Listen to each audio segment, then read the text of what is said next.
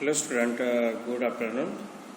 જે DBMS subject છે એના જે 6 લેક્ચર્સ આપણે ડિસ્કસ કર્યા છે હજુ સુધીમાં, અને જે નેક્સ્ટ લેક્ચર 7મું આપણે આજે ડિસ્કસ કરવા જઈ રહ્યા છીએ, અને સેકન્ડ લાસ્ટ લેક્ચર છે આ ચેપ્ટર્સનું. ફર્સ્ટ ચેપ્ટર જે આપણે જોતા હતા હજુ સુધી એનું. ઓકે, તો હજુ સુધીની ડિસ્કશનની વાત કરીએ તો ઇન્ટ્રોડક્શન ટુ DBMSમાં આપણે ઇન્ડેક્સમાં જે તમે જોઈ રહ્યા છો એ રીતે ઓવરવ્યૂ જોયો છે, ફિલ્ડ રેકોર્ડ એન્ડ ફાઇલ્સના થોડા ઘણા ડેફિનેશનો જોયા હતા, તેના ડેટા સ્ટોરેજની 3 મેથડો જોઈ આપણે, paper base, file base and DBMS base. After that DA અને DBA વિશે મેં લાસ્ટ લેક્ચરમાં થોડી ડિસ્કસ કરી હતી, એનો ડિફરન્સ પણ થોડી વાત કરી હતી. જે મોસ્ટ IMP થિયરી છે, તમે તૈયારી કરી હશે એને રિલેટેડ થોડી લખીને તૈયારી કરવાની રાખજો. એ થિયરી તો થોડી કામ લાગશે GTUની એક્ઝામમાં. ઓકે, એની પછી થોડી એક મોસ્ટ IMP થિયરી છે DA અને DBA ને રિલેટેડ જ છે, કે એક્સપ્લેન અથવા write the responsibility and functionality of DBA. GTUમાં 8 વાર પૂછાઈ ચૂકી છે, એટલે મોસ્ટ IMP તમે ગણી શકો. એને 3 માર્ક્સની થિયરી છે, એટલે એને લખીને તૈયાર કરવાનો ટ્રાય કરજો, જે આપણે આજે ડિસ્કસ કરવાના છે. પ્લસ મેટા ડેટા અને સિસ્ટમ કેટલો કરીને એક ટોપિક્સ આવે છે, 2 માર્ક્સની ડેફિનેશનો છે, પણ થોડું IMP તમે કહી શકો. બંને એક સાથે પૂછાય તો 3 માર્ક્સમાં પૂછાશે. ઓકે, GTUમાં. તો આજનું પણ જે લેક્ચર છે થોડું ધ્યાનથી જોજો અને એને તૈયાર કરવાનું ટ્રાય કરજો. ઓકે, તો જોઈએ છીએ આજે જે નેક્સ્ટ જે ટોપિકની વાત કરીએ છીએ આપણે, function and responsibility of DBA. ફરીથી મેં કહું છું કે મોસ્ટ IMP થિયરી છે આ DBA ને રિલેટેડ, વારંવાર પૂછાતી આવે છે. અમુક વાર લિસ્ટ આઉટ કરવાના આવે છે, અમુક વાર ડિટેલમાં બહુ વાર પૂછાયેલી છે, 3 માર્ક્સમાં આવે છે. ઓકે, એટલે થોડી સિરિયસથી આને સિરિયસલી લેજો થિયરીને. Function and responsibility of DBA. Function એટલે કાર્ય કરવાનું કોઈ ફંક્શન, આપણે કહીએ છીએ કોઈ પણ સિસ્ટમને એનું ફંક્શન શું, એનું કાર્ય શું, એ રીતે. અને રિસ્પોન્સિબિલિટી એટલે જવાબદારી. તો ભાઈ આ DBAની વાત કરી હતી આપણે, DA અને DBA, ડેટા એડમિનિસ્ટ્રેટર અને ડેટા બેઝ એડમિનિસ્ટ્રેટર કરીને આપણે 2 ડિફરન્શિએટ પણ જોયા હતા અને ટોપિક જોયા હતા લાસ્ટ લેક્ચરમાં. તો એ DBAની જવાબદારીઓ અને કામગીરી શું છે એ આ ટોપિક તમને સમજાવશે. શોર્ટ ફોર્મ મેં હંમેશા તમને લેક્ચર્સ જે ટોપિક છે એની ઉપર લખીને આપું છું, જે તૈયાર કરશું તો ઇઝીલી તમને યાદ રહી જશે. ઓકે, તો શોર્ટ ફોર્મ થાય છે આનું SSA, PM અને AB. SSA એટલે કદાચ તમારા પેરેન્ટ્સ ટીચરમાં હોય તો ખબર હશે, સર્વ શિક્ષા અભિયાન કરીને ગવર્મેન્ટ ઓફ ગુજરાત ચલાવી રહ્યું છે, SSA, સર્વ શિક્ષા અભિયાન. PM એટલે પ્રાઇમ મિનિસ્ટર મોદી સાહેબને તમે યાદ રાખી શકો. અને AB એટલે એબસન્ટ, મીન્સ કે સર્વ શિક્ષા અભિયાનનું કોઈ ફંક્શન હશે અને એમાં વડાપ્રધાન આવવાના હતા, PM of India, A absent રહ્યા છે, મીન્સ કે આવી ચૂક્યા નથી, મીન્સ કે કોઈ કારણોસર રદ કર્યો છે પ્રોગ્રામ. તો એ રીતે યાદ રાખજો. તો રિસ્પોન્સિબિલિટી કાં તો ફંક્શન ઓફ DBA છે, એણે SSAનું કોઈ ફંક્શન રાખ્યું હતું અને એમાં PM આવવાના હતા પણ એબસન્ટ રહ્યા છે, એ રીતે યાદ રાખજો આ થિયરીને. બરાબર છે? તો જોઈએ છીએ, ચલો ઝડપથી એસથી આપણે જોઈ લઈએ છીએ. Schema definitions. સ્કીમા, અહીંયા સ્કીમ વર્ડ્સ તમે યાદ રાખી શકો. સ્કીમા એટલે થોડું ડેટાબેઝમાં આપણે એવું છે, સ્કીમા ડેફિનેશન એટલે આખું સ્ટ્રક્ચર કહી શકો તમે. સ્કીમા કઈ સ્કીમ છે એટલે કયું સ્ટ્રક્ચર છે એમ પૂછે છે ને આપણે, કોઈ એજન્ટ્સ આવે LIC વાળા, તમારી સ્કીમો બતાવો અમને. તો અહીંયા સ્કીમા ડેફિનેશન એટલે સ્ટ્રક્ચરની ડેફિનેશન એટલે વ્યાખ્યા. તો ભાઈ ડેટાબેઝની જે સ્ટ્રક્ચર છે એનું બંધારણ છે, એની વ્યાખ્યાયિત કરવાનું કામ એ શું છે એ સમજાવવાનું કામ કોનું છે, DBAનું છે. અહીંયા જોઈએ છે ટોપિક્સમાં મેં લખેલું છે, the DBA define the logical schema of the database. Logical schema of database. Next chapter આવે છે આપણું સેકન્ડ ચેપ્ટર, એમાં આપણે જોઈશું લોજિકલ સ્કીમા અને ફિઝિકલ સ્કીમા. સ્કીમા, સબ સ્કીમા અને ઇન્સ્ટન્ટ, એ પણ એક ટોપિક છે IMP, નેક્સ્ટ ચેપ્ટરમાં આવશે. તો એ લોજિકલી જે સ્કીમા છે, મીન્સ કે લોજિકલી જે સ્ટ્રક્ચર છે ડેટાબેઝનું, ટેબલ્સના નામ ડિસાઇડ કરવાના છે એને, કાં તો ટેબલ્સના કોલમો એને નક્કી કરવાના છે કેટલા હશે, એમાં એના નામ ડિસાઇડ કરવા છે, ડેટા ટાઈપ છે, એની સાઇઝો કેટલી રાખવી છે, ડેટા ટાઈપ્સ, પછી એની જે ફિલ્ડ છે એની, એ બધું ડિસ્કશન તમારું લોજિકલ સ્ટ્રક્ચરમાં આવશે, મીન્સ કે લોજિકલ સ્કીમામાં આવશે. તો એ DBA શું ડિફાઇન કરશે, પહેલું કામ શું છે એનું, તો ભાઈ DBA define the logical schema of database. Logically જે ટેબલો બનાવવાનું કામ છે, લોજિક લગાવવાનું કામ છે, એની જે વ્યાખ્યા બંધારણ છે એને ડિફાઇન કરવાનું કામ કરશે. નેક્સ્ટ લાઈન જોઈએ છે આપણે, તો એમાં શું છે, એક સિમ્પલ ડેફિનેશન આવશે કે સ્કીમા એટલે શું. સ્કીમ એટલે શું? તો schema refer as a overall logical structure of database. આ એક નાની એમથી ડેફિનેશન છે, પણ 2-3 વાર લખીને તૈયાર કરવાનો ટ્રાય કરજો, નેક્સ્ટ ચેપ્ટરમાં પણ કામ લાગશે. તો સ્કીમા મીન્સ વોટ? તો સ્કીમા ઇઝ અ ઓવરઓલ એટલે પૂરેપૂરું overall logical structure of database. આખા ડેટાબેઝનું ઓવરઓલ સ્ટ્રક્ચર જે છે લોજિકલ, એને શું કહે છે? સ્કીમા કહે છે. તો અહીંયા લોજિકલ સ્કીમા ડિફાઇન કરવાનું કામ કોનું છે ભાઈ? તો કે DBAનું છે. According to this schema database will be developed. ભાઈ એકવાર પેજ કોઈ પણ બિલ્ડિંગ બનાવી હોય તો ચણેલી ઇમારત એના નકશામાં નહીં હોતી. એક તમે કહેવત સાંભળી છે, મીન્સ કે નકશામાં બિલ્ડિંગ તમે નહીં જાણી શકો, પણ હા એનું રૂપરેખા છે, એનું જે આર્કિટેક્ચર જે હોય છે, કાં તો સિવિલ એન્જિનિયર છે જે ડ્રોઈંગ બનાવે છે, જે સ્ટ્રક્ચર બનાવે છે ઓન પેપર, એના આધારે કોઈ પણ બિલ્ડિંગ તૈયાર થાય. તો એ જ રીતે જે લોજિકલ સ્કીમા ડિફાઇન કરે અને એની આધારે તમારો ડેટાબેઝ શું થાય? ડેવલપ થાય, મીન્સ કે બને. ઓકે, તો આ સ્કીમા ડેફિનેશન છે. નેક્સ્ટ જોઈએ છે સેકન્ડ એસ આવ્યો આપણો, સ્ટોરેજનું structure and access method definition. 2 વર્ષ છે અહીંયા, તમારે થોડા યાદ રાખવાના છે. સ્ટોરેજનું સ્ટ્રક્ચર. સ્ટોરેજ એટલે શું? કે ડેટાને સ્ટોર કરવાવાળી જે ડિવાઇસ હશે, કાં તો હાર્ડ ડિસ્કની વાત છે અહીંયા, કાં તો ડેટાબેઝના ટેબલોની વાત છે. તો એનું structure plus access method. Access એટલે એને એક્સેસ કરવું, તમે એને જોઈ શકો, ડિલીટ કરી શકો, કાં તો એડિટ કરી શકો. તો એના ઉપરના જે અધિકારો છે એની વાત છે અહીંયા. એક્સેસ મેથડો, કે એની મેથડો કઈ રીતે એક્સેસ થઈ શકશે, ડેટાબેઝ તમે મેળવી શકશો, એની વાત છે. તો સ્ટોરેજ સ્ટ્રક્ચર એન્ડ એક્સેસ મેથડમાં જોઈએ તો પહેલું શું છે? તો કે ભાઈ DBA decide how the data is to be represented in the storage database. ભાઈ ડેટા છે, સ્ટોરેજ સ્ટ્રક્ચર છે, તો એમાં કઈ રીતે ડેટા રિપ્રેઝન્ટ થશે? હાઉ એટલે કેવી રીતે. How the data is be represented in the storage database. કઈ રીતે સ્ટોર થશે? તમે તમારું નામ એડ કરો છો, એડ્રેસ એડ કરો છો, તો ક્યાં જઈને એડ થશે આ? તો એ ડિસાઇડ કરવાનું કામ કોનું છે? તો કે ભાઈ DBAનું કામ છે. એ સ્ટ્રક્ચર જે સ્ટોરેજનું છે એ નક્કી કરી આપશે. then નેક્સ્ટ છે કે બેઝડ ઓન સ્ટોરેજ સ્ટ્રક્ચર. એકવાર સ્ટોરેજ બની ગયું, સ્ટ્રક્ચર બની ગયું, 5 ટેબલ છે કે આ સ્ટુડન્ટ, ફેકલ્ટી, મેનેજમેન્ટના કોઈ કોલેજ રિલેટેડ ડેટાબેઝ, તો એના આધારે database and access method defined. તો ભાઈ સ્ટોરેજ સ્ટ્રક્ચર બન્યા પછી એના આધારે ડેટાબેઝની એક્સેસ મેથડો ડિફાઇન થશે. કે ભાઈ મેનેજમેન્ટનું ટેબલ છે તો એનું કોણ એક્સેસ કરશે? ડેટા કોણ જોઈ શકશે? તો મેનેજમેન્ટના કોઈ ફેકલ્ટી હશે, ફેકલ્ટી છે તો એ ફેકલ્ટી ડિપાર્ટમેન્ટ વાઇઝ એમાં એક્સેસ મેથડ હશે. સ્ટુડન્ટ છે તો ખાલી સ્ટુડન્ટ રિલેટેડ ઇન્ફોર્મેશનો જોઈ શકશે. એને અને મેનેજમેન્ટને કોઈ લેવા દેવા છે નહીં, કોઈ રિલેશન છે નહીં, એટલે એકબીજાના ડેટા જોઈ નહીં શકે. ઓકે, તો આ storage structure and access method જોઈએ આપણે કે કઈ રીતે ડેટા રિપ્રેઝન્ટ થશે એ દર્શાવશે, પ્લસ એના આધારે એક્સેસ મેથડો નક્કી થશે. બરાબર છે. એની પછી જોઈએ છે આસિસ્ટિંગ એપ્લિકેશન પ્રોગ્રામર. આસિસ્ટિંગ એટલે શું? તમે આસિસ્ટન્ટ રાખ્યો, કોઈને સમજતા હશો, કોઈ વાત પણ કરતા હશો કે આનો આ આસિસ્ટન્ટ જાય, એની પાછળ જાય એટલે આસિસ્ટન્ટ. આસિસ્ટન્ટ એટલે શું? મદદગાર, એને મદદ કરવા વાળો, કાં તો એને સલાહ સૂચનો આપવા વાળો, PA જેવી વાત છે અહીંયા. તો આસિસ્ટિંગ એપ્લિકેશન પ્રોગ્રામર. તો ભાઈ એપ્લિકેશન પ્રોગ્રામ પણ બનાવવો પડશે. દાખલા તરીકે વેબસાઇટ, તમે ડાયરેક્ટ ડેટા સ્ટોર નહીં કરી શકો. કોઈ સોફ્ટવેર છે કાં તો કોઈ વેબસાઇટ છે, તો એ વેબસાઇટનું પેજ તમારી સામે હશે અને એમાં ડેટા તમે નાખશો, કાં તો સોફ્ટવેરમાં ડેટા એન્ટર કરશો કીબોર્ડથી ટાઈપ કરીને, પછી સેવ બટન આપશો, ત્યાર પછી ડેટાબેઝમાં સ્ટોર થવા જશે.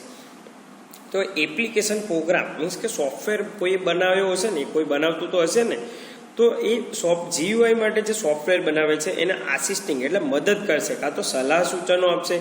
એવું કે દાખલા તરીકે કોઈ ટેબલ સ્ટુડન્ટ રિલેટેડ લીધું, એનું એનરોલમેન્ટ નંબર છે, નેમ છે, એડ્રેસ છે, મોબાઈલ નંબર છે, મીન્સ કે 4 ફિલ્ડ ટેબલમાં એડ થશે આપણી. તો જે પ્રોગ્રામર છે એને મદદ તો કરવી પડશે, કાં તો એને ઇન્સ્ટ્રક્શન તો આપવી પડશે કે ભાઈ મેં ટેબલમાં 4 કોલમ બનાવી છે, તો તું 4 પ્રકારના ડેટા સ્ટુડન્ટ જોડે તું માગી શકીશ એપ્લિકેશન બનાવવામાં. ઓકે, તો એની વાત છે. અહીંયા લાઈન જોઈએ છે આપણે નેક્સ્ટ. તો શું છે? The DBA provide the assistance to the application program. Means કે એપ્લિકેશન પ્રોગ્રામને આસિસ્ટિંગ કરશે એપ્લિકેશન પ્રોગ્રામ ડેવલપ કરવા માટે. બરાબર છે.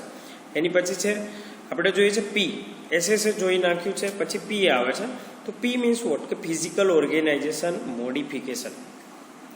ઓર્ગેનાઇઝેશનનું ફિઝિકલ મોડિફિકેશન એટલે ફિઝિકલ અને લોજિકલ.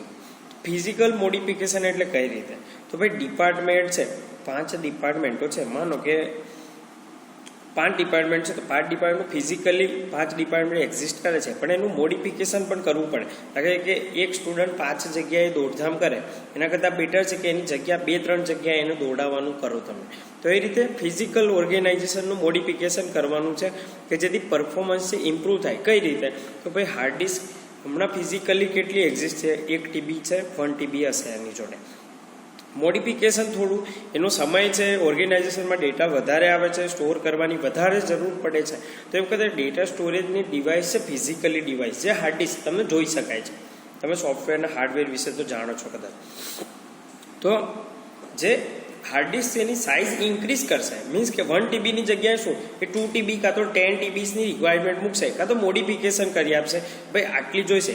રેમો છે, દાખલા તરીકે કોઈ ઓર્ગેનાઇઝેશન છે એના જે પીસી છે એની રેમો દાખલા તરીકે 1 GB છે, પણ પરફોર્મન્સ ઇમ્પ્રૂવ કરવા માટે ડેટાબેઝ જે રીતે અપગ્રેડ થયેલો છે એ રીતે લોડિંગ જે બફરિંગ છે ઘટાડવા માટે તમારી રેમ અપગ્રેડ કરવાનું તમને ઇન્સ્ટ્રક્શન આપી શકે ડીબી. ઓકે, તો ભાઈ રેમ ઇન્ક્રીઝ કરો, ફિઝિકલી મોડિફિકેશન કરવું પડશે તમારે.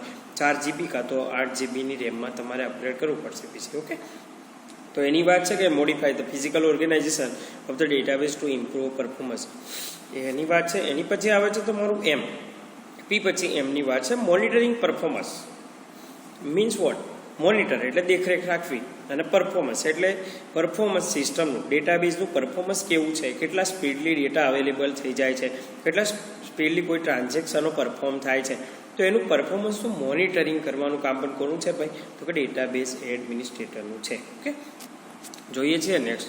The DBA monitors the performance of the system. અને એની પછી એક લાઇન છે, the DBA ensure the better performance is maintained by change in the physical or logical schema if required.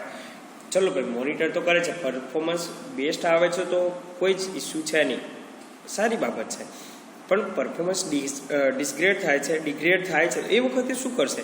તો ભાઈ એને હાર્ડવેર ઉપરનો પોઈન્ટ જોવો તમે 4 નંબર્સનો, કે હાર્ડવેરમાં મોડિફિકેશન લાવવું હશે, કાં તો લોજિકલ ચેન્જીસ કરવા હોય, ટેબલમાં કોઈ એક કોલમ એડ કરવી હશે, સ્ટુડન્ટના કોઈ ડેટા વધારે એને જોઈતા હશે, કાં તો એકાદ કોલમ વધારે બની ગઈ છે એને ડિલીટ કરવી હશે. તો એ વખતે શું એ મોડિફિકેશન પરફોર્મન્સને ઇમ્પ્રૂવ કરવા માટે પણ જોડે જોડે કરતો રહેશે. એની પછી છે આપણે એ જોઈએ છે, તો એ ફોર એપ્રુવિંગ ધ ડેટા એક્સેસ. તો ડેટાબેઝ બની ગયો છે, એના ઓનર્સ પણ ડિસાઇડ થઈ ગયા છે, સ્ટુડન્ટ એના ટેબલ એક્સેસ કરશે, ફેકલ્ટીનું ટેબલ એક્સેસ કરશે. તો એ ડેટા એક્સેસને એપ્રુવ કરવાનું કામ પણ કોનું છે? પાછું જોડે જોડે પરવાનગી આપવાનું કામ કોનું છે? DBAનું છે. The DBA determine which user need to access to which part of the database. DBA એ પણ નક્કી કરશે કે which user need to access the which part of the database. કયો યુઝર ડેટાબેઝના કયા ભાગને એક્સેસ કરશે, કયું ટેબલ એક્સેસ કરશે, કયા ટેબલમાં ડેટા એડ કરશે, મોડિફાઈ કરી શકશે, એની વાત છે. ધેન નેક્સ્ટ સેન્ટેન્સ શું કહે છે? According to this prevent unauthorised access of database. આના આધારે તમે શું કરી શકશો? પ્રિવેન્ટ એટલે અટકાવવું, અનઓથોરાઇઝ અનઅધિકૃત વ્યક્તિ, સિક્યુરિટી બહારની વ્યક્તિ કે જે ડેટાબેઝને એક્સેસ કરતો અટકાવશે. આના આધારે કે ભાઈ જે સ્ટુડન્ટ છે, માનો કે કોઈ એક ડિપાર્ટમેન્ટ છે, મોટી કોઈ કંપની છે, તો પ્રોડક્શનવાળો ડિપાર્ટમેન્ટ છે ત્યાં સિક્યુરિટી છે, પછી પેકિંગવાળો ડિપાર્ટમેન્ટ છે ત્યાં સિક્યુરિટી છે. તો પ્રોડક્શનવાળો એમ્પ્લોય પેકિંગમાં નહીં જઈ શકે. ઓકે, પેકિંગવાળો પ્રોડક્શનમાં નહીં જઈ શકે. કોઈ બીજું HR ડિપાર્ટમેન્ટ છે ત્યાં HR વાળા ત્યાં આવી નહીં શકે. એ રીતે પોતપોતાના ડિપાર્ટમેન્ટો ડિસાઇડ કરેલા છે કયો યુઝર કયા ડિપાર્ટમેન્ટમાં કામ કરશે, કાં તો કયા ડેટાબેઝના ભાગને એક્સેસ કરી શકશે. જેના લીધે કોઈ બહારના કાં તો બીજા જે યુઝરો છે, ફેકલ્ટીનું ટેબલ સ્ટુડન્ટ એક્સેસ નહીં કરી શકે. એના માટે આ એક્સેસિંગ ડેટા એક્સેસ છે એપ્રૂવ કરવાની વાત. લાસ્ટ પોઈન્ટ જોઈએ છે આપણે, બી ફોર બેકઅપ છે અહીંયા, બેકઅપ એન્ડ રિકવરી. તો આપણે આગળ પણ વાત કરી ચૂક્યા છે કે કોઈ પણ ડેટાબેઝ છે વેલ્યુએબલ એસેટ છે, મીન્સ કે એક સંપત્તિ છે કે જે વેલ્યુએબલ છે, કિંમતી છે. For any organisation it should not be lost or damage. ખોવાઈ પણ નહીં જવું જોઈએ અને નુકસાન પણ નહીં પહોંચવું જોઈએ. આપણે જાણીએ છીએ કોઈ પણ ગૂગલ છે, ફેસબુક છે, તો એમના ડેટા અવારનવાર તમે ન્યૂઝપેપરમાં જોતા હશો લીક થાય છે, તો એ નહીં થાય. કાં તો કોઈ ડેટા ચોરી લઈ જાય છે, કાં તો કોઈ કારણોસર સિસ્ટમ ક્રેશ થાય છે, હેક થાય છે. તો એવું નહીં થાય એની માટે બેકઅપ રાખવું જરૂરી છે. મીન્સ કે ડેટા ઓટોમેટિકલી બેકઅપ થાય. મેં ફોનના પણ એક્ઝામ્પલો આગળ આપેલા છે તમને. અને જ્યારે સિસ્ટમ ફેલ થાય the DBA ensure this periodically backup લે છે. કે આ શેનાથી ગેરંટી આપશે DBA કે ટાઈમ ટુ ટાઈમ બેકઅપ લેતો રહેશે ડેટાબેઝનું. Then database on magnetic tape on network service, કાં તો ઓનલાઈન લેશે કાં તો મેગ્નેટિક ટેપ એક્સટર્નલ GPમાં એ બેકઅપ લઈ શકે. અને in case of failure database is recovered from backup. જો ફેલર થાય છે તો એ વખતે એ બેકઅપ લીધેલું છે એમાંથી ડેટા તમે પાછા મેળવી શકશો. તો આટલી મેઇન 7 રિસ્પોન્સિબિલિટી એન્ડ ફંક્શનાલિટી છે જે તમારે લખીને તૈયાર કરવાની છે. મોસ્ટ IMP થિયરી છે કે explain the function and responsibility of DBA. બરાબર છે. ધેન નેક્સ્ટ આપણે જઈએ છીએ જે 3 માર્ક્સની થિયરીની મેં વાત કરી છે. કમ્બાઈનમાં આવે છે મેટા ડેટા અને સિસ્ટમ કેટલો. મેટા ડેટા એક ડેફિનેશન ટાઈપ પૂછાય છે 2 માર્ક્સમાં. ડિફાઇન ધ મેટા ડેટા અને ડિફાઇન ધ સિસ્ટમ કેટલો. તો મેટા ડેટાની એક ડેફિનેશન જોઈ છે. પહેલાં વર્ડ્સ યાદ રાખવાનો ટ્રાય કરો તમે. મેટા ડેટા, ડેટા તો છે જ, તમને યાદ છે ડેટા છે. ડેટાની ડેફિનેશનો પણ આપણે ફર્સ્ટ લેક્ચરથી આપણે જોતા આવ્યા છે. થોડી રિવાઇઝ કરી લેજો એને. બરાબર છે કે મિનિંગ એને એક પર્ટિક્યુલર મિનિંગ હશે, સ્ટોર કરી શકો તમે એને, ડેટા કહી શકો. બરાબર. ધેન છે અહીંયા ડેટાની આગળ એક વર્ડ્સ લખાવો મેટા ડેટા. મેટા ડેટા તો મેટા ડેટા શું છે? તો meta data is the data about data. Definition બહુ સિમ્પલ છે પણ થોડી લખીને ટ્રાય કરજો આને. Meta data is the data about data. સંધિ છૂટી પાડો કાં તો સેન્ટેન્સને અલગ પાડો. ડેટા અબાઉટ ડેટા ત્યાં જ યાદ રાખજો. ડેટા અબાઉટ ડેટા મીન્સ કે કોઈ પણ ડેટા છે એની વિશેની માહિતી, ડેટા વિશેની માહિતી એને શું કહેવાય? Meta data. ઓકે, એટલે ડેટા કે મેટા ડેટા એવું કન્ફ્યુઝન નહીં થાય. મીન્સ કે ડેટાના ડેટા એટલે શું કહેવાય? Meta data. ઓકે, તો ડેટા અબાઉટ ડેટા એને મેટા ડેટા કહે છે. નેક્સ્ટ જોઈએ છે કે meta data describe the various object such as a table. શું કામ છે આનું? તો કે ભાઈ કોઈ પણ ઓબ્જેક્ટ છે ડેટાબેઝના, ટેબલ છે, વ્યૂ છે, પછી સિક્વન્સ છે, સિનોનામ છે, એ વેરિયસ ઓબ્જેક્ટ્સ આવે છે ડેટાબેઝમાં. એ ઓબ્જેક્ટ્સને શું કરે? ડિસ્ક્રાઇબ કરવાનું કામ કરે, વિસ્તૃતથી માહિતી આપવાનું કામ કરશે meta data. Meta data make easier access or manipulating those object. Easily તમે એક્સેસ કરી શકો અને એની વિશે માહિતી મેળવી શકો. એના માટે મેટા ડેટા બહુ યુઝફુલ છે. અહીંયા એક સેન્ટેન્સ યાદ રાખજો તમે. પ્લસ એક બીજી પણ એડવાન્ટેજ છે કે પ્રોગ્રામ ડેટા ઇન્ડિપેન્ડન્સ પ્રોવાઈડ કરે છે મેટા ડેટા. મીન્સ કે તમે ડેટા છે એ ચેન્જ કરી શકો વિધાઉટ ચેન્જિંગ ધ એપ્લિકેશન પ્રોગ્રામને ચેન્જીસ કર્યા વિના, સોફ્ટવેરને ચેન્જ કર્યા વિના ડેટા તમે ચેન્જ કરી શકો છો. બરાબર છે. જો મેટા ડેટાની તમારી જોડે ઇન્ફોર્મેશન હશે તો. જોઈએ છે કે મેટા ડેટા સચ એઝ અ ટેબલ. કેવા પ્રકારના ડેટા હશે? અહીંયા આ સેન્ટેન્સ હું 2 વાર રિપીટ કરીશ, શાંતિથી તમે સાંભળજો. અહીંયા કે મેટા ડેટા કેવા હોઈ શકે. તો ભાઈ શું છે? સેકન્ડ સેન્ટેન્સ કે describe the various object such as a table. ટેબલને ડિસ્ક્રાઇબ કરવાનું કામ કરે છે. તો શું ટેબલનું કઈ માહિતી આપતું હશે મેટા ડેટા? તો જો એક તો ટેબલનું નામ હશે. કોઈ પણ ટેબલ બનાવ્યું તો એનું નામ તો હશે. એના કોલમના નામ હશે, ઊભા કોલમ બનાવ્યા છે, નેમ છે, એનરોલમેન્ટ નંબર છે, ભાઈ મોબાઈલ નંબર છે, એ રીતે ટેબલનું નામ પણ હશે. એની પછી ડેટા ટાઈપ્સ છે. ડેટા ટાઈપ્સ આપણે જોયા હતા કે વેર કેરેક્ટર, સ્ટ્રિંગને તમે હજુ સુધી ભણતા આવ્યા છો, કેરેક્ટરને એ બધું. પણ ડેટાબેઝમાં થોડા ઘણા ડેટા ટાઈપ ચેન્જીસ થાય છે. અહીંયા એક ડેટા ટાઈપ છે તમારું વેર કેરેક્ટર આવે છે. કેરેક્ટર નહીં, વેરિયેબલ કેરેક્ટર કહે છે ને, VARCHR એને વેર કેરેક્ટર કહે છે. વેર કેરેક્ટર 2 છે, આપણે આગળ ડિટેલ્સમાં જોશું એને. અને અહીંયા ઇન્ટીજર ડેટા ટાઈપ નહીં આવતો, ફ્લોટ નથી આવતો. અહીંયા ડેટા ટાઈપ આવે છે ખાલી નંબર, NUMBER નંબર. એટલે તમે આંકડા 1 to N સુધી તમે લખી શકો. અને વેર કેરેક્ટર એટલે મિક્સિંગ, કે 1 અને 2 પણ આવી શકે અને જે A to Z સુધીના જે કેરેક્ટર્સ છે એ આવશે. બરાબર. 2 પ્રકારના ડેટા યાદ રાખજો. આગળ ડિટેલમાં 4-6 પ્રકારના ડેટા ટાઈપ આવશે, જોશું આપણે. દેન જે સાઇઝ છે તો ભાઈ ડેટા ટાઈપની સાઇઝ પણ હોય છે. મોબાઈલ નંબર 10 આંકડાનો છે, નામ કોઈનું 50 આંકડા સુધી જાય છે, તો એ સાઇઝની વાત છે. એનરોલમેન્ટ નંબર 12 ડિજિટનો આવે છે, પિનકોડ નંબર 6 ડિજિટનો, તો એ શું થઈ ગયું? ડેટા ટાઈપનું શું થઈ ગઈ? સાઇઝ થઈ ગઈ. એની પછી કન્સ્ટ્રેન્ટ આવે છે, તો એ કીની વાતો છે, એ પણ આપણે ડિટેલમાં વાત કરીશું. ઓથોરાઇઝ યુઝર મીન્સ કે ઓનર્સ કોણ છે ટેબલનું, એની વાત છે. યુઝર એક્સેસ પ્રિવિલેજીસની વાત છે, મીન્સ કે કયા યુઝરને કેટલા પાવર્સ મળેલા છે એની રિલેટેડ ઇન્ફોર્મેશનો છે, એ બધી મેટા ડેટા આવરી લે છે. ઓકે, એક એક્ઝામ્પલ જોઈ લઈએ છીએ કદાચ આપણે. એક સ્ટુડન્ટ રિલેટેડ ટેબલની વાત કરી છે અને સામે મેટાડેટા ફોર સ્ટુડન્ટ ટેબલ છે, આપણે જોઈએ છે એક્ઝામ્પલ થ્રુ. એક ટેબલ છે, જો તમે તમારી સામે જુઓ છો, એનરોલમેન્ટ નંબર ટેબલનું નામ છે સ્ટુડન્ટ, એના કોલમ્સ કયા કયા છે, એનરોલમેન્ટ નંબર, નેમ અને મોબાઈલ નંબર છે. મેં ડેટા ફિલઅપ કરેલા છે અહીંયા 19ની સિરીઝમાં 1 2 3 એમના નેમ છે અને મોબાઈલ નંબર છે. શોર્ટમાં લખ્યા છે, તમે જાણો છો મોબાઈલ નંબર 10 ડિજિટના હોય છે. મેટાડેટાની વાત કરીએ તો પહેલું શું મેં વાત કરી, ટેબલનું નામ હોઈ શકે એમાં. તો હા ભાઈ, ટેબલનું નામ શું છે, તો સ્ટુડન્ટ. પછી શું છે કે યુઝરનું નામ શું છે, તો ભાઈ યુઝરનું નામ એડમિન છે, કાં તો HB પટેલ ડિપ્લોમા કોલેજ, એવું કોઈ પણ નામ હોઈ શકે યુઝરનું. યુઝર 1 2 3 પણ હોઈ શકે. એની પછી શું છે, કોલમનું નામ. તો ભાઈ કોલમના નામ કયા કયા તમે જોઈ શકો, એનરોલમેન્ટ નંબર, નેમ અને મોબાઈલ નંબર છે. ડેટા ટાઈપ કયા કયા છે એમના, તો જો ભાઈ એનરોલમેન્ટ નંબર છે એમાં લખેલો છે કે નંબરમાં લખેલો છે, તો નંબર ડેટા ટાઈપ છે. નેમ છે એમાં આવે તો ભાઈ કેરેક્ટરમાં, સ્ટ્રિંગમાં આવે તો એનો ડેટા ટાઈપ મેં વેર કેરેક્ટર લખ્યો છે, વેરિયેબલ કેરેક્ટર. ઓકે. દેન મોબાઈલ નંબર, તો ભાઈ નંબર ડેટા ટાઈપ આવે છે. એની પછી સાઇઝની વાત કરી મેં એ રીતે, તો ભાઈ એનરોલમેન્ટ નંબર 12 ડિજિટનો છે, મેં 12 સાઇઝ આપી, 13મો આંકડો અહીંયા એડ થશે નહીં. ઓકે. ધેન છે નેમ છે, તો 30 કેરેક્ટરનું આપ્યું છે મેં એની સાઇઝ. પછી 31 કેરેક્ટરનું હશે તો ઇનવેલિડ ગણશે કે એની સાઇઝ પૂરી થઈ ગઈ છે. 20 10 સુધી હોય તો એનું વેલિડ નામ છે, maximum 30 character.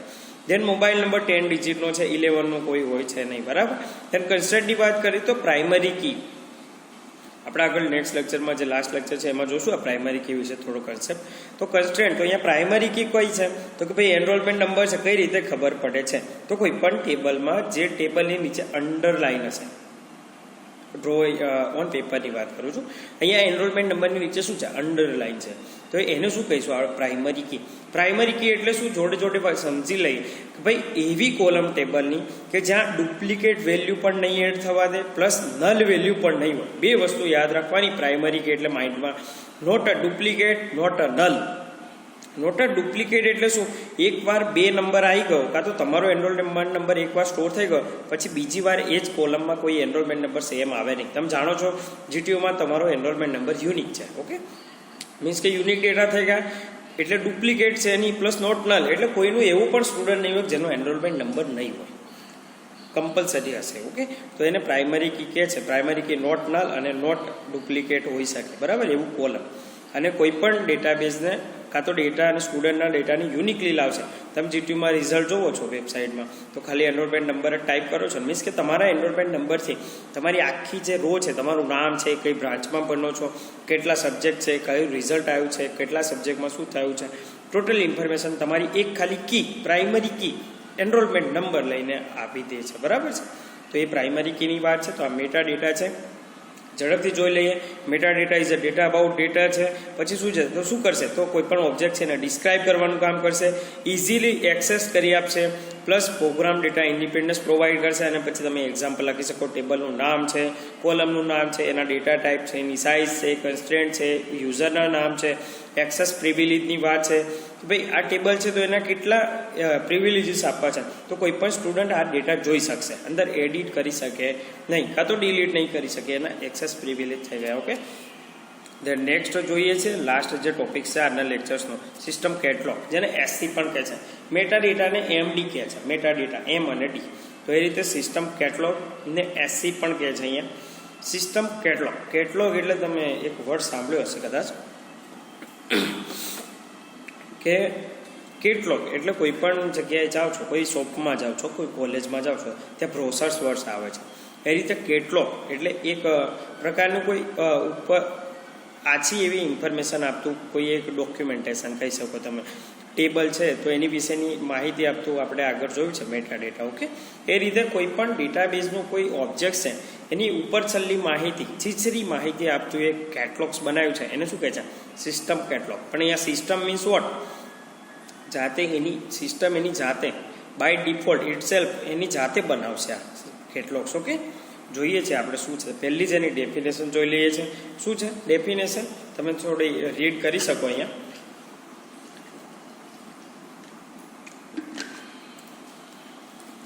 A system catalog is a repository for a metadata, કાં તો container for metadata.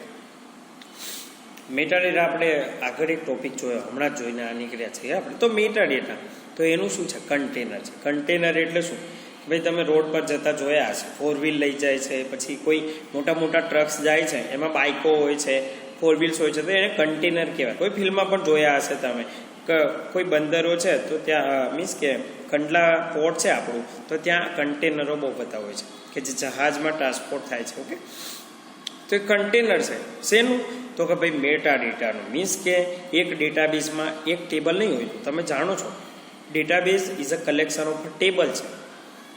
તો શું છે, એક એચબી પટેલ ડિપ્લોમા કોલેજ છે એનું કેટલા ટેબલ છે? ફેકલ્ટી છે, સ્ટુડન્ટ ટેબલ છે, ફેકલ્ટી ટેબલ છે, મેનેજમેન્ટનું કોઈ ટેબલ છે, લાઇબ્રેરીઝનું કોઈ ટેબલ છે, કંઈ કેન્ટીન રિલેટેડ ટેબલ છે, હોસ્ટેલ રિલેટેડ ટેબલ છે. તો આ બધા ટેબલો છે, દરેક ટેબલના પોતાના અલગ અલગ મેટા ડેટા હશે. આપણે એક ટેબલ વિશે જાણ્યું પ્રીવિયસમાં કે સ્ટુડન્ટ નામનું ટેબલ છે, તો એના મેટા ડેટા જોયા, કોલમનું નામ હોઈ શકે, એના ડેટા ટાઈપ સાઇઝ હોઈ શકે.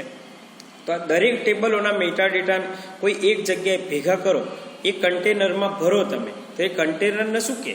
તો કે ભાઈ સિસ્ટમ કેટલોગ કહે છે. તો ફરીથી ડેફિનેશન યાદ રાખવાનો ટ્રાય કરીએ. System catalogue is a repository or a container for meta data.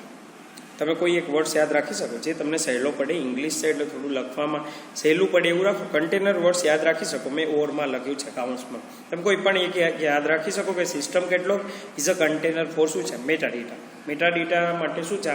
Container છે, ત્યાં એકથી વધારે ટેબલોના મેટા ડેટા સ્ટોર થયેલા છે. નેક્સ્ટ જોઈએ છે કે શું છે? તો system catalogue is a system created database. શું ડિફરન્સ? તો ભાઈ સિસ્ટમ ક્રિએટેડ ડેટાબેઝ છે, એની જાતે સિસ્ટમ ક્રિએટ કરે છે. ડેટાબેઝ જે સોફ્ટવેર છે, DBMS સોફ્ટવેર, એની જાતે સિસ્ટમ કેટલોગ ક્રિએટ કરે છે. then it also contain the table related description such as meta data and so on. Table related જે ડિસ્ક્રિપ્શન માહિતીઓ છે એ મેટા ડેટા આ કેટલોગમાં હોય છે.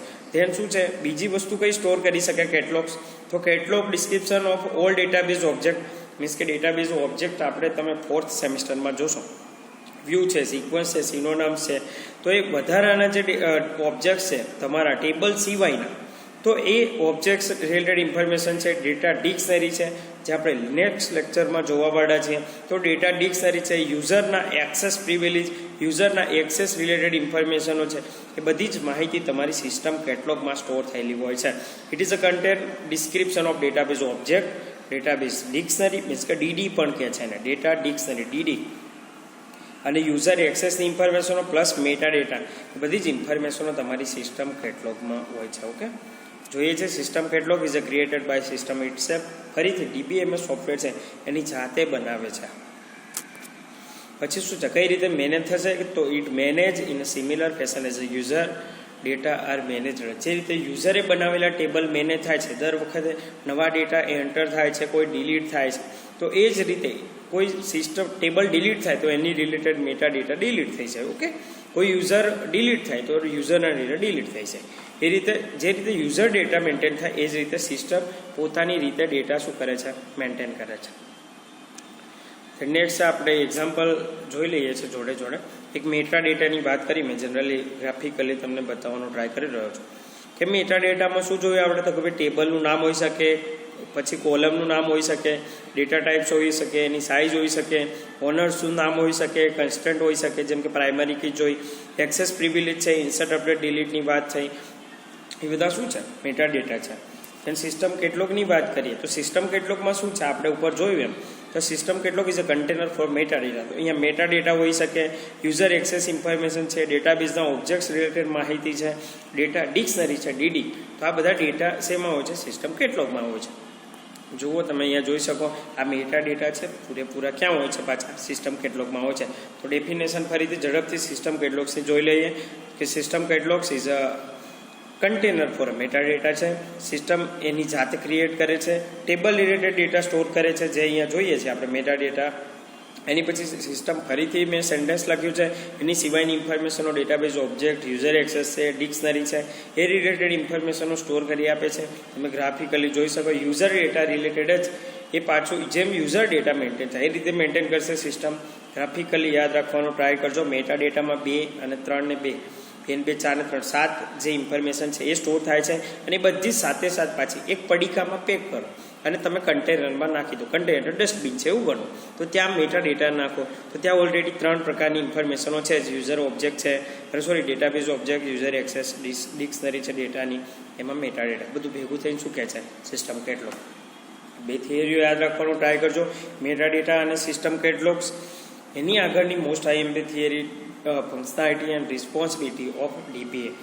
આજનું લેક્ચર્સ વારંવાર જોવાનો ટ્રાય કરજો. મોસ્ટ આઈએમપી મેં 3 થિયરીઓ આજે અહીંયા ડિસ્કસ કરી છે તમારી સાથે, તો એને લખીને પણ ટ્રાય કરજો. અસાઇનમેન્ટના જોડે જોડે આને પણ લખતા જજો. જે રીતે મેં અસાઇનમેન્ટ આપણે ફર્સ્ટ અસાઇનમેન્ટ લખ્યું છે એ રીતે આને અટેચ કરજો એની જોડે, બરાબર છે? કોઈ અલગ લખવાની જરૂર છે નહીં આમાં. Thank you very much. કોઈ પણ ક્વેશ્ચન હશે તો તમે મને પૂછી શકશો. Okay, thank you.